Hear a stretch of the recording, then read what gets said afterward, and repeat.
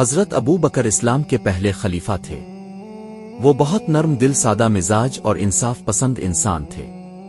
خلیفہ بننے کے بعد بھی ان کی زندگی میں کوئی دکھاوا یا دنیاوی تبدیلی نہیں آئی۔ وہ پہلے کی طرح ہی سادہ زندگی گزارتے رہے اور لوگوں کی خدمت کرتے رہے۔ وہ بیت المال سے صرف اتنا لیتے تھے جتنا ان کے گھر کے ضروری خرچ کے لیے کافی ہو۔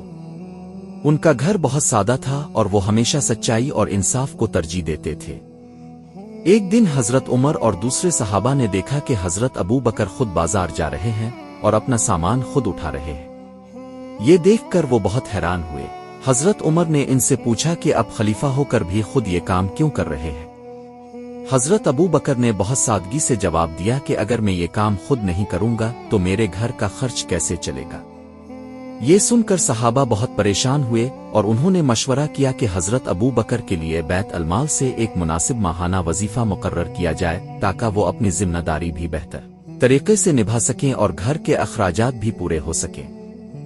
جب یہ بات حضرت ابو بکر کو بتائی گئی اور ان کے لیے وظیفہ مقرر کیا گیا تو وہ بہت روئے۔ انہوں نے کہا کہ اب میری ذمہ داری اور بڑھ گئی ہے، اب میرے اوپر مسلمانوں کا حق بھی ہے اور مجھے ڈر ہے کہ کہیں میں انصاف میں کمی نہ کر دوں۔ وہ رات بھر روتے رہے اور اللہ سے دعا کرتے رہے کہ اللہ مجھے ایسا خلیفہ بنا جو تیرے بندوں کے ساتھ انصاف کر سکے۔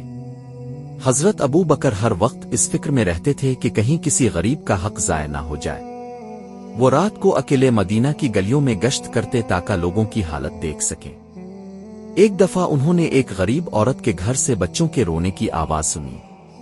وہ فوراً وہاں گئے، خود آٹا اٹھایا اور اس کے گھر لے گئے، پھر خود آگ جلا کر بچوں کے لیے کھانا تیار کیا تاکہ بچے سو سکیں۔ وہ ہمیشہ کہتے تھے کہ اگر ایک بھی انسان بھوکا سو گیا تو ابو بکر جواب دہ ہوگا۔